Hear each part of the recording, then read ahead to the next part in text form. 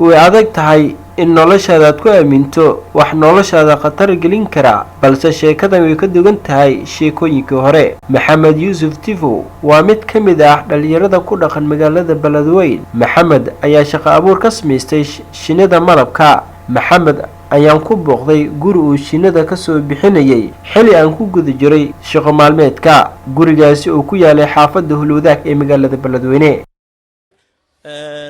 wax badan ayaan ma aragtay shinnida aan ku arkay sababtoo maxaa yeelay malabka quraanka ayaa lagu sheegay waa shay aad u wanaagsan waa daawo marka alxamdulillah shuraabeen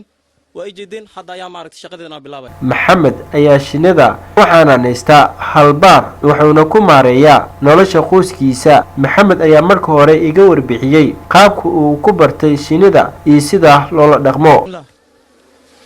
shinnidan aan u jeedin waxa waaye nolosha qoyska ayaa ku maareeyaa marka alxamdulillah shukran waxaana bilaabay 2015 ayaa bilaabay waxaana ku dhex jiraa 5 sano ayaa ku dhex jiraa. dhanka kale Maxamed markuu ku guuleystay inuu shinnida ka soo saaro guriga ay ku jirtay ayaa wuxuu u soo qaaday beer oo ku xanaanaysto shinnida waxaana beerta geed kurkiisa u saaran halbaar. Maxamed ayaa wuxuu uga warbixiyay waxtarka ay bulshada u leedahay shinnida. shinnidan aad u jeedaan waa shinnidii guriga aan ka soo bixinayay oo 6 bilood ku jirtay marka waatana waa u jeedaan waa ku soo guuleystay marka ma sha Allah shinnida waa u jeedaan labadan juwaan ayay ku kala jirtaa. shinnidan waa shinni aad iyo aad culus marka hadda waxaan rabaa in aan saaro halbaashaas oo ma aragtay geedka saaran ayaan waxaan rabaa hadda in saaro waa ku ka waayo baashaan u jeedid waa khatar aad iyo aad u weyn waa dilaa waaye shinnida arkaysid waxay kamid tahay nimcooyinka Ilaahayna siiyay ayay kamid tahay shinnida aad iyo aad ayaan uga faraxsanahay sababtoo maxaa yeelay dadka wajiga aan gashanaynin ama galoofiska aan gashanaynin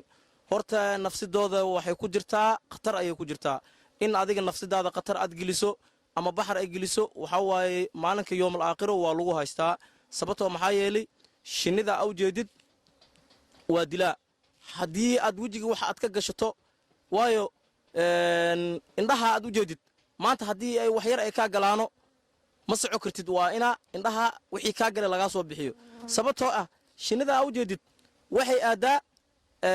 indhaha ay beegsataa laakiin haddii aad tiraadid aniga